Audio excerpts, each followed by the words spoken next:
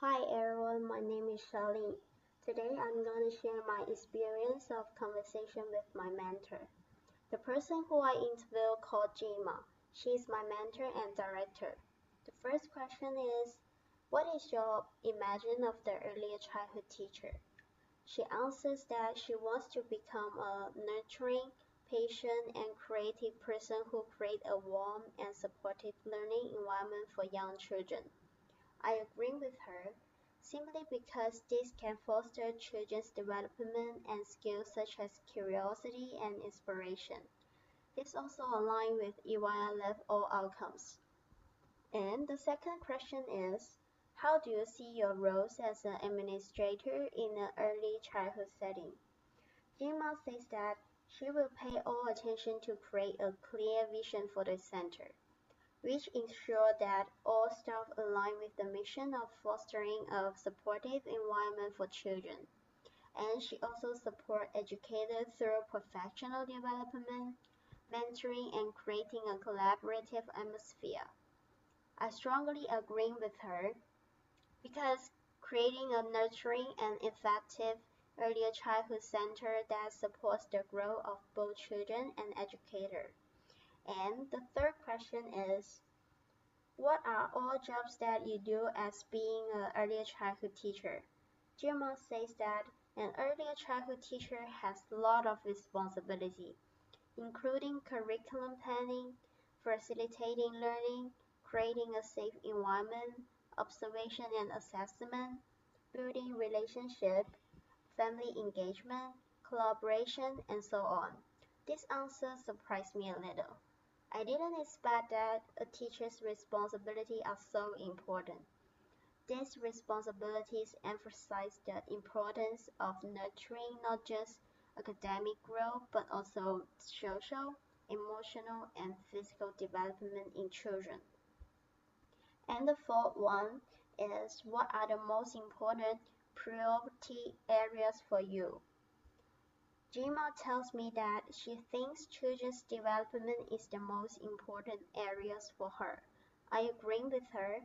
We talk about that we need to create age-appropriate learning experience that align with children's cognitive, emotional, and physical ability. And the next question is, how much time do you spend on these different areas?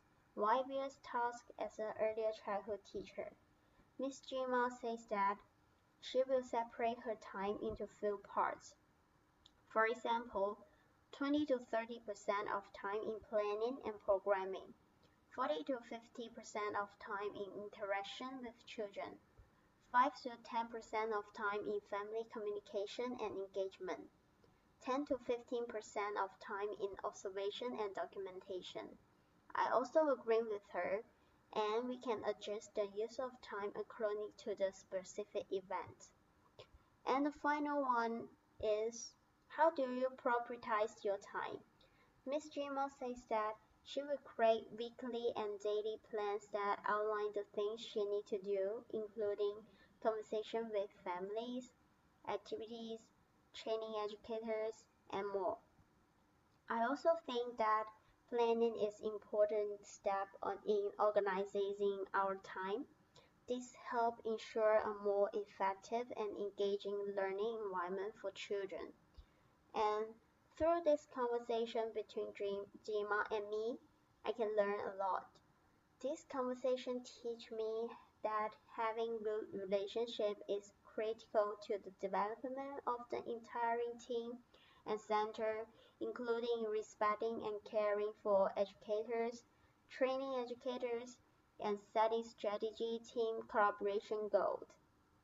Meanwhile, Ms. Jima's teaching philosophy is highly consistent with Australian professional standards for teachers, such as plan for and implement effective teaching and learning. This has taught me how to become a more professional mentor. In the future, I will try my best to be an excellent mentor who has relevant expertise, enthusiasm for sharing that expertise, respectful attitude, engagingness to invest in others, and so on. Thanks for your listening. this is my reference.